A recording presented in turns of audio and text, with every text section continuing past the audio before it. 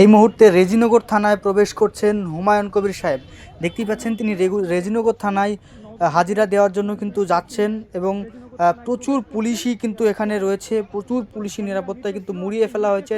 পিছনে দেখছেন তার কর্মী সমর্থকদের কিন্তু আটকিয়ে দেওয়া হলো, আসতে দেওয়া হলো না এদিকে, এবং হুমায়ুন কবির সাহেব কিন্তু রেজিনগর থানার ভেতরে প্রবেশ করছেন।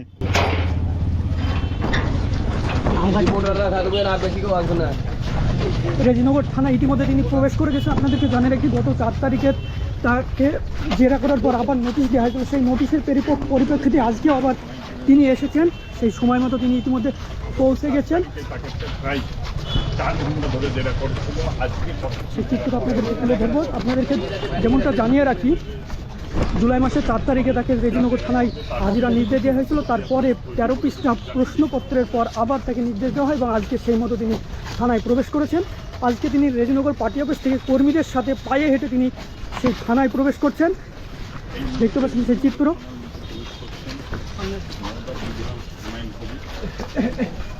ইতিমধ্যে তিনি থানায় পৌঁছে গেছেন।